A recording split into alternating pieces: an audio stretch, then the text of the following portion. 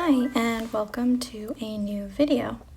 Today I am going to be designing my very own sticker sheet, which is something I have never done before.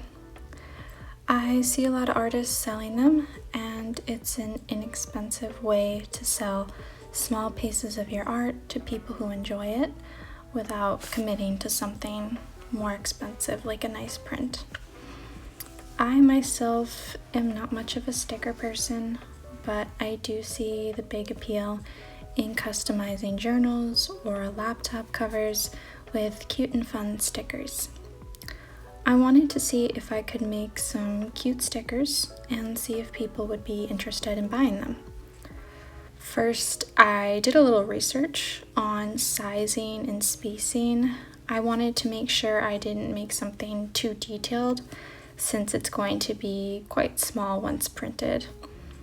And I wanted to know what other people did as far as the size of their canvas, the DPI, the resolution, stuff like that. I already had a couple ideas of the drawing I wanted to do, but I had to expand on that and create a few more characters to fill up a sheet. I thought 4 characters would be a good amount for a sheet.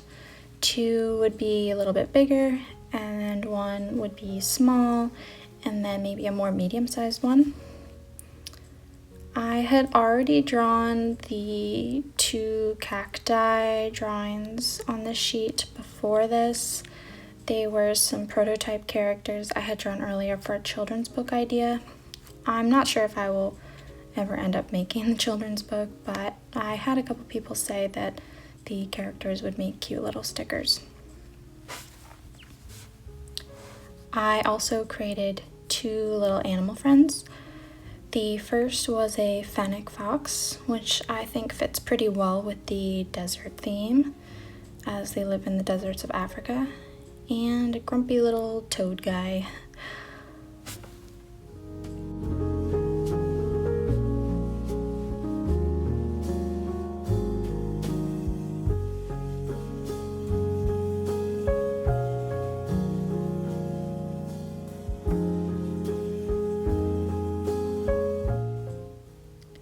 The fennec fox I imagine to be some kind of bounty hunter in the Wild West, like a fast-talking sharpshooter.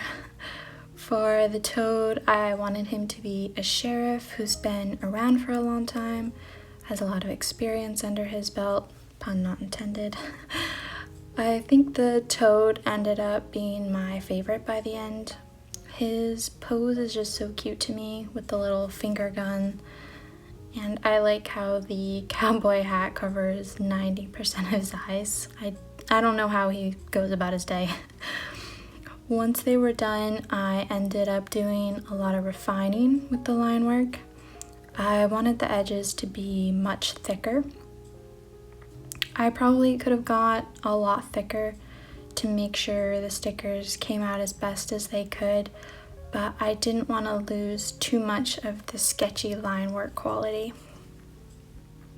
For the coloring, I was doing it all in CMYK, since I knew I would have to change it to that once I uploaded it to Redbubble for sticker printing.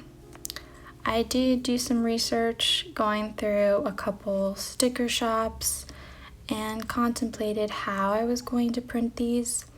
Originally, I was going to do it myself with a printer and then end up selling them in my shop, but I don't have all the equipment needed, and I think I'd rather do a print on demand to make it both easier for me and the consumer. And since stickers are pretty cheap, I figured if I was doing it myself, I would have to charge more, and I think not just myself, but other people included probably don't want to pay too much for just a bunch of stickers. Maybe down the line I can do it all myself, but since I'm new to this, I didn't want to complicate things too much. I decided on Redbubble because they seem to offer what I wanted the most. I noticed they also have holographic stickers, which I am interested in trying. I'm not sure how these colors would look with a holographic decal on top. I'll one thing at a time. I've added the stickers plus a couple other products to my shop, mostly just stickers, but also prints, which I will link down below in the description of my video if you're interested. So if you want to see how these stickers look and you're interested in putting them on the journals or laptops or wherever you put stickers, definitely check them out.